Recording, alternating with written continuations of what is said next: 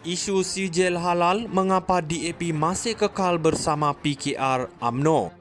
Sebagai seorang penganalisis, isu yang dibangkitkan ini menggambarkan dinamika politik yang kompleks dalam gabungan kerajaan.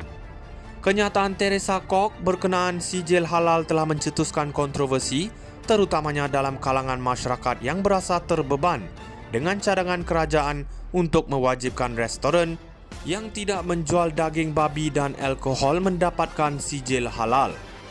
Gerakan menerusi Wendy Subramaniam mempersoalkan mengapa DAP masih kekal dalam gabungan bersama PKR dan UMNO jika parti itu mempunyai pendirian yang bercanggah mengenai isu ini. Dalam konteks politik, adalah jelas bahawa DAP menghadapi tekanan untuk mempertahankan pendirian mereka dalam isu-isu yang sensitif seperti sijil halal, terutamanya apabila melibatkan kepentingan masyarakat yang mereka wakili. Jika DAP benar-benar komited untuk mempertahankan hak komuniti bukan Islam, tindakan lebih tegas mungkin diperlukan, seperti yang dicadangkan oleh gerakan untuk memastikan kepentingan rakyat terus dijaga. Namun penglibatan dalam politik gabungan memerlukan tolak ansur dan DAP mungkin perlu mencari keseimbangan untuk memperjuangkan kepentingan komuniti mereka dan mengekalkan hubungan dalam gabungan kerajaan. Sekiranya Dato' Sri Najib Razak masih menjadi Perdana Menteri, beliau mungkin akan mengambil pendekatan yang lebih pragmatik dalam menangani isu ini. Najib dikenali sebagai seorang pemimpin yang bijak dalam menyimbangkan kepentingan pelbagai pihak, terutamanya apabila melibatkan isu-isu sensitif seperti agama dan ekonomi. Beliau mungkin akan memanggil rundingan tertutup antara parti-parti dalam gabungan bagi menyelesaikan isu ini tanpa perlu menimbulkan kontroversi yang lebih besar.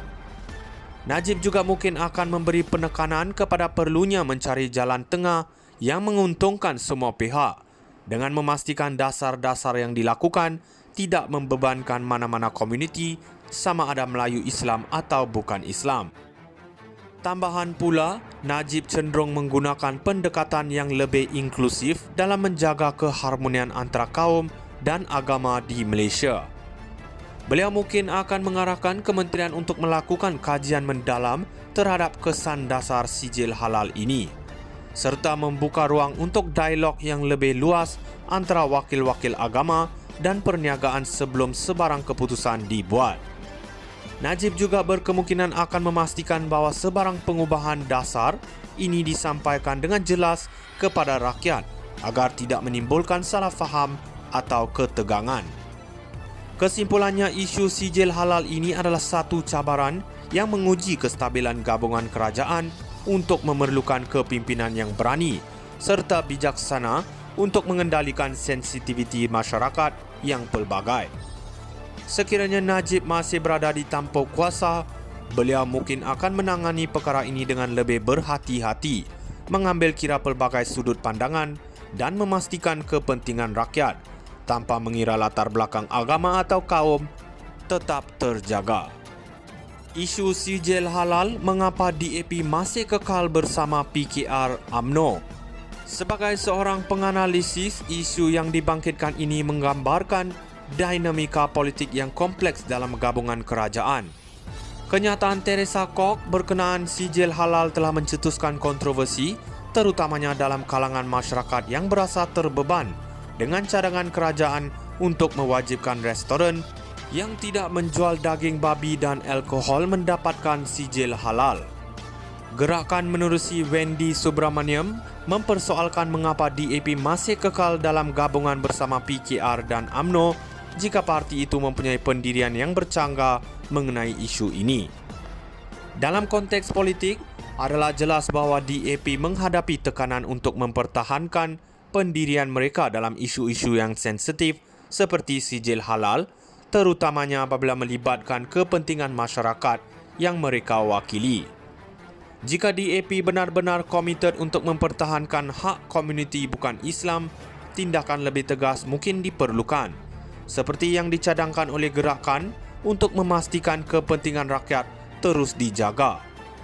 Namun penglibatan dalam politik gabungan memerlukan tolak ansur dan DAP mungkin perlu mencari keseimbangan untuk memperjuangkan kepentingan komuniti mereka dan mengekalkan hubungan dalam gabungan kerajaan. Sekiranya Dato' Seri Najib Razak masih menjadi Perdana Menteri, beliau mungkin akan mengambil pendekatan yang lebih pragmatik dalam menangani isu ini. Najib dikenali sebagai seorang pemimpin yang bijak dalam menyimbangkan kepentingan pelbagai pihak, terutamanya apabila melibatkan isu-isu sensitif seperti agama dan ekonomi. Beliau mungkin akan memanggil rundingan tertutup antara parti-parti dalam gabungan bagi menyelesaikan isu ini tanpa perlu menimbulkan kontroversi yang lebih besar. Najib juga mungkin akan memberi penekanan kepada perlunya mencari jalan tengah yang menguntungkan semua pihak dengan memastikan dasar-dasar yang dilakukan tidak membebankan mana-mana komuniti, sama ada Melayu Islam atau bukan Islam.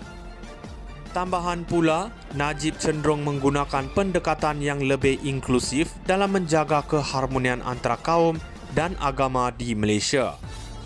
Beliau mungkin akan mengarahkan kementerian untuk melakukan kajian mendalam terhadap kesan dasar sijil halal ini, serta membuka ruang untuk dialog yang lebih luas antara wakil-wakil agama dan perniagaan sebelum sebarang keputusan dibuat.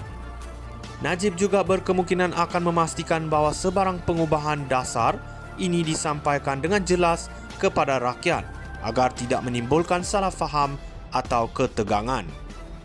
Kesimpulannya, isu sijil halal ini adalah satu cabaran yang menguji kestabilan gabungan kerajaan untuk memerlukan kepimpinan yang berani serta bijak